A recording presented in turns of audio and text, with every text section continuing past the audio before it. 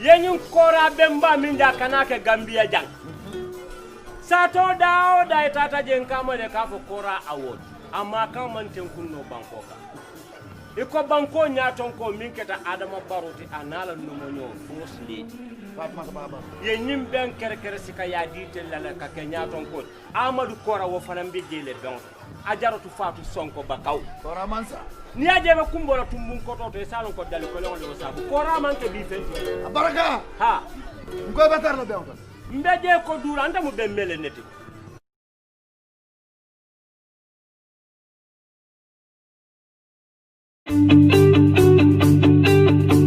If you want to receive monies from UK, Europe, USA, Canada, Switzerland, and the rest of the world, Supersonics Money Transfer has got you covered. With the largest payout network in the Gambia, you can now receive your monies anywhere you are, from Kartong to Koina, with less hassle. Yes! You can receive monies from your family and friends in UK, Europe, USA, Canada, Switzerland, and the rest of the world with our safe, secure, fast, and convenient service that offers you the largest selection of payout locations in the Gambia. Supersonics Money Transfer. We are currently in 34 African countries and counting, giving you quality money remittance services that are second to none. Visit the Google Play Store or the Apple Store today to download the Supersonics Money Transfer app and enjoy excellent money transfer services only with Supersonics.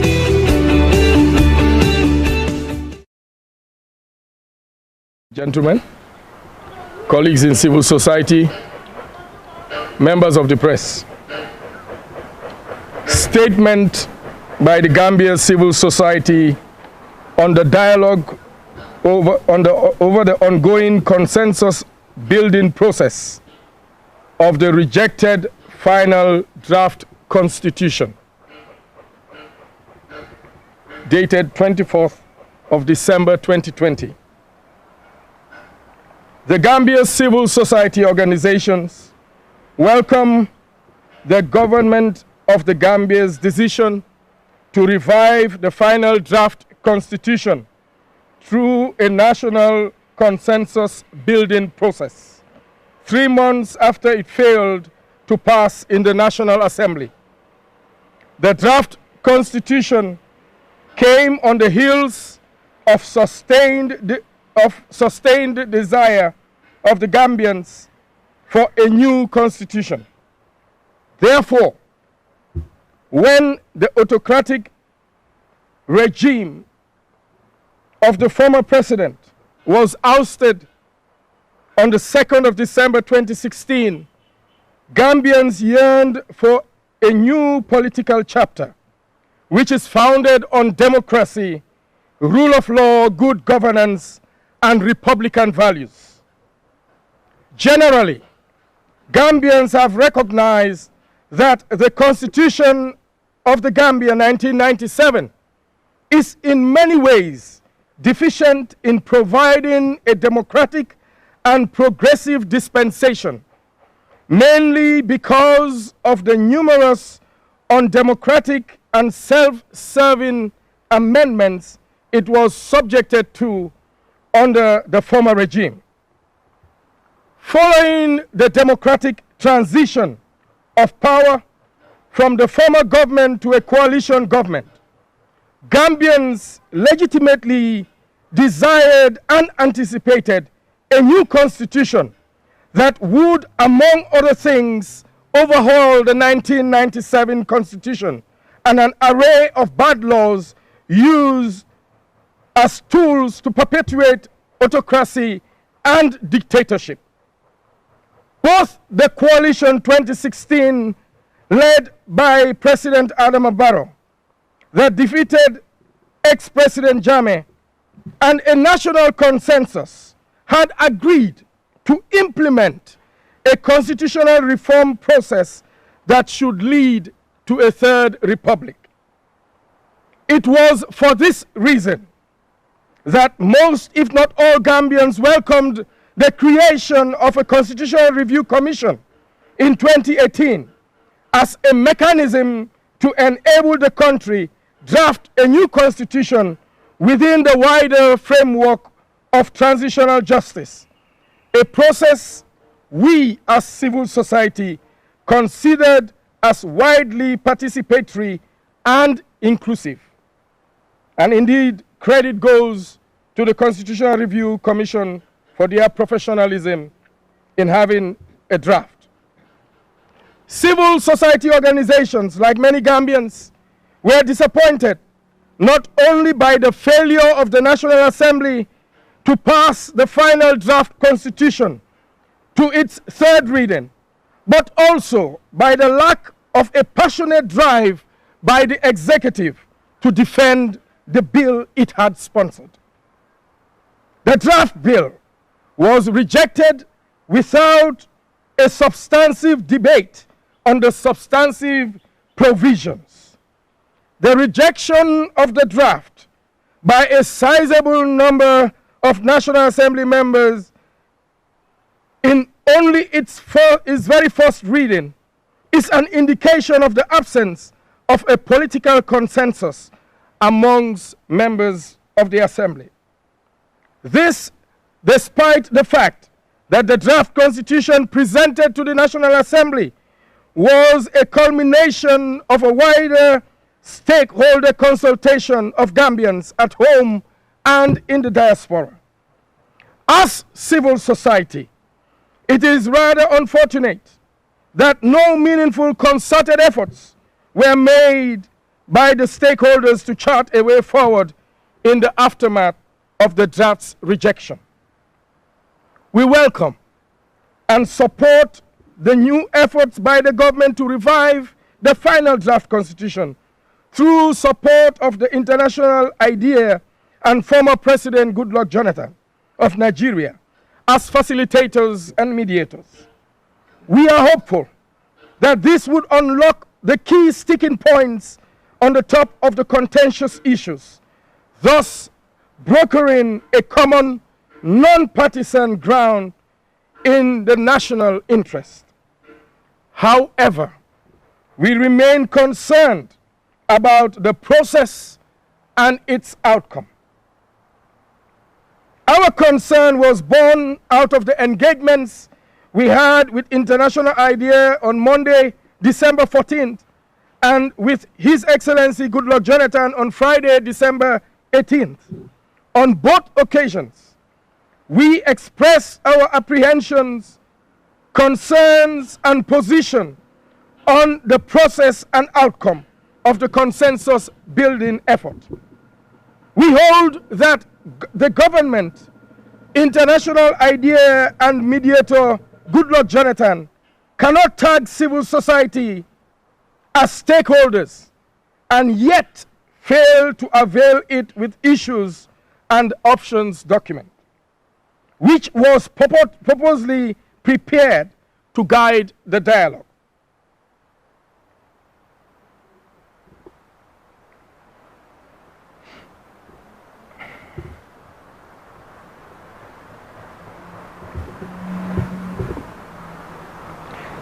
As critical stakeholders in the process, we are yet to be availed the opportunity to meaningfully partake in the political dialogue initiated by the government of the Gambia. The inclusion and participation of civil society as a non-partisan entity is urgent, legitimate, and critical to the building of meaningful political consensus. It protects the legitimacy and integrity of the process and upholds the best interests of the citizenry. The Gambia Civil Society strongly urges President Adama Barrow, International IDEA, and the Chief Mediator Goodluck Jonathan to ensure transparency, participation, inclusion, and national consensus. For that matter, we hereby wish to state our position on the process and outcome for a new constitution. The current process should be guided by the highest ideals of sincerity, honesty, transparency, and commitment to the national interest by all stakeholders. Any new draft constitution must A, uphold and guarantee the fundamental rights and freedoms of all Gambians, including justiciable socio-economic rights. B, uphold the Gambia as a sovereign republic based on modern democratic values and the rule of law, in which all citizens are equal in rights and dignity. Guarantee a state with clear separation of powers between the three different organs of state, with a clear delineation of their respective powers and authority. D, unequivocally set presidential term limits to ensure no president serves beyond the two-term mandate to prevent self-perpetuating rule.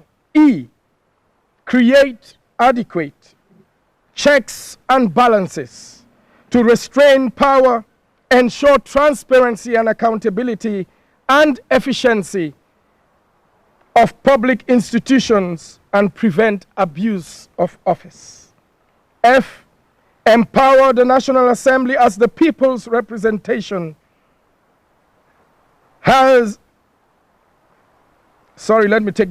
F, empower the National Assembly as the people's representation, has all the necessary oversight powers to check the executive and all structures of state to ensure that they adhere to the rule of law, perform their functions efficiently and effectively, and prevent corruption. G, to create and guarantee the secularity of the state, in which the state will have the due obligation to protect the rights of all citizens to freedom of belief and worship.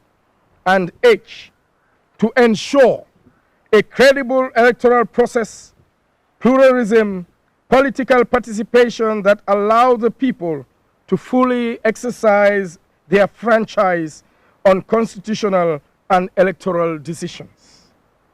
We, the civil society here present and those out there, demand transparency, inclusion, accountability of this process, which will be the basis for our participation. We wish to assure all Gambians that we will stand by and safeguard the best interests of our dear motherland in this process.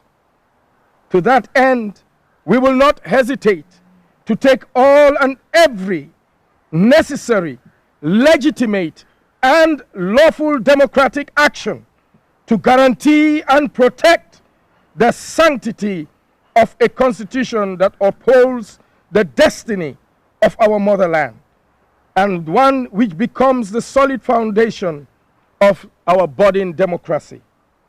With this, I thank you all, ladies and gentlemen, wish you a Merry Christmas and a Happy New Year in advance, and pray that God blesses our dear nation, the Gambia, and usher us into a prosperous and joyous 2021. Signed, John Charles Njai, Chairman of Tango, representing members of civil society here adequately present. Thank you very much.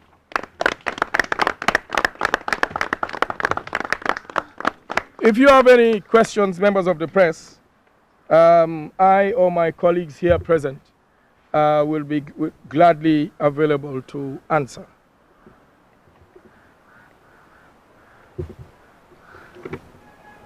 If you don't have any questions, it's either you agree totally with what we have said, or you have. All right. Can we was this long? Because in September, we came up with a press release and a press conference. It was held at the YMCA conference hall, if members of the press can remember. That document is available. I can make it available to Chronicle. So we did not wait. And all this time, we have been also engaging government. From September to now, we've engaged both government and leaders of political parties to see how best we as Gambians could get this document revived. Because we believe passionately that Gambia cannot get into a presidential elections with a 1997 constitution. That is unfair to all of us as Gambians. Secondly, in our engagements with President Jonathan, we were made to understand that President Jonathan has not come to tell us what to do, but just to be a facilitator of a dialogue, to have all political stakeholders on the drawing table, to see how best to agree, disagree to agree on salient points of the draft constitution. The draft constitution, as far as we know, remains the main framework upon which dialogue is being taken on board. And I believe that it is important that all of us Gambians give this process a chance. If it fails, then we know who to hold accountable and responsible. But let's support the process as much as we can. And we as civil society, the reason we are doing this is to hold, to state our position, but also to let all stakeholders know that we are monitoring the process, and we will be speaking as the process unfolds. I hope I have answered your question. If any member here has anything that they want to. Anybody else? Yes. Can you please stand so that we can all see you? Which media house? Okay. About some of the things that you would want to see in the Constitution, but I just want to understand how. Very good question. First and foremost, you would remember that in September, after when the CRC had handed over the final draft, it was time for it to get into a political process. And that's why it was taken to the National Assembly. At the National Assembly, they did the first reading. Normally, they would do a second reading and get into committee stage, where they would deliberate, discuss, and maybe negotiate on key issues of the draft before they pass it. But that failed. So right now, where the position is still a political process needs to play out. The intervention of international ideas by invitation from the Ministry of Justice is just to facilitate this dialogue between the political actors. What we want to do as civil society is to remind the political actors that as much as they have political interest in this, the national interest, the interest of the people, to safeguard our democratic values. That's what those lines or the things that we've listed are just the principles upon which we believe the Constitution must be built. And they are in the draft, and we want those principles to be upheld. So right now, from here, what we expect is the political dialogue will take place with the participation of civil society, and then they would come up with a final clean draft that could be represented to the National Assembly, possibly after being gazetted somewhere in January, and possibly in March, end of March, we could be getting it to the National Assembly. And there, we would hope that the political actors that have participated in the process will not have too many questions to ask, because they have all basically agreed on certain things. So from there, if the National Assembly passes it, then it will get to a referendum somewhere in June, according to the IEC calendar.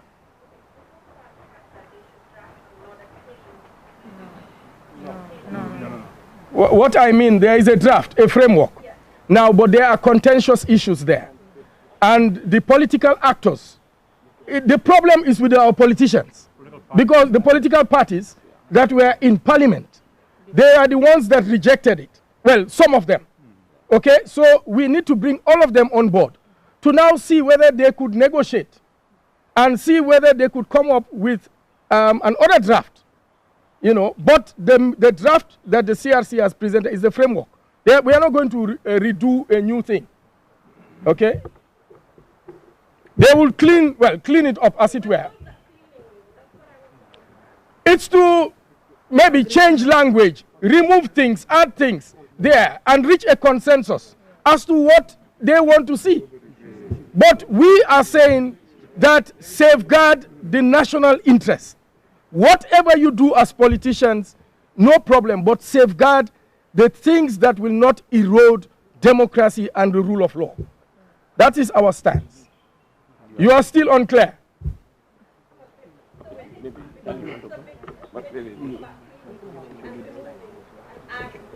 Yeah.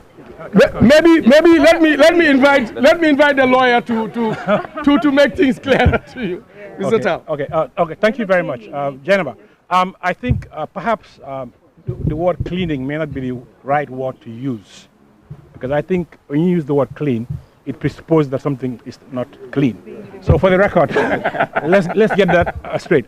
I mean, as you know, the draft went through what is considered a very inclusive participatory process, and it's a consensus. Of course, not everybody is happy, and there's no constitution in the world that makes everyone happy. But by and large, I think it's a broad reflection of our consensus. And this draft was presented in Parliament and failed because of political process. It was not a technical process that failed. The technical process happened with the CRC. It was presented by the minister, and through a political process, as required by a constitution, some members of the National Assembly rejected the draft for reasons that they canvass on the floor. That is now water under the bridge. We all agree that, I would like to believe that the 1997 Constitution is not fit for purpose in terms of consolidating our democracy and taking us to where we want to go. So for this purpose, we, of course, civil society, despite, of course, some of the issues raised about the draft, still believe that there's a need to build, I would say, national consensus. And national consensus involves political consensus. That's why we as civil society say that. Inasmuch as the political parties, I would like to say, this process, the focus seems to be with political parties. So the political parties are the ones who have been in closed-door meetings with international idea through a plenary and bilaterals. We as civil society were invited, sort of quote-unquote consulted or sounded at two meetings. One was with international idea. The second one was at a dinner, and I think about 7 of us or 8 were invited, and we were given a chance to state our position. And for us, I believe I was the one that spoke for civil society. For us, we wanted to remind the political parties that inasmuch as you are the ones that are behind closed doors negotiating, this draft, we want you to be mindful of the interests of the citizenry, of the principles that was in the CRC Act that led to the draft. So our job, our role is to safeguard those interests. It is not up to us, civil society, to determine what should be or should not be in the draft. I think this draft has already been around, the country, and also to the diaspora, and we believe we gave TRC a job, and they had the mandate to look at our different views and come up with a draft based on the terms of reference. I think they have done that. Now, it is not for us. I don't think we have the mandate to determine what should be removed or not. That is for the people. So to make it very, very, very clear. So this process for us, we want to make sure that whatever the outcome is, it does not dilute this draft constitution. So is that very clear to you? Thank you very much. That's why he's a lawyer and I'm not. That's why they are called the learned. Okay, any other question? You are all good? Well, just to thank you, members of the press, for coming, and also my colleagues in civil society. All here standing with me are members, leaders of civil society organizations across the country. I was told that somebody was going to come, or people were going to come from Basse. Possibly they will not be able to join us, but that is also good that we have that support. But we are, this is civil society, the leadership of Gambian civil society. And thank you very much, colleagues. We'll be calling on you again, because we all need to make sure we ride this wave to a logical conclusion. So thank you very much, members of the press. And thank you. Has got you covered. With the largest payout network in the Gambia, you can now receive your monies anywhere you are, from Kartong to Koina, with less hassle. Yes! You can receive monies from your family and friends in UK, Europe, USA, Canada, Switzerland and the rest of the world with our safe, secure, fast and convenient service that offers you the largest selection of payout locations in the Gambia. Supersonics Money Transfer. We are currently in 34 African countries and counting, giving you quality money remittance services that are second to none. Visit the Google Play Store or the Apple Store today to download the Supersonics Money Transfer app and enjoy excellent money transfer services only with Supersonics.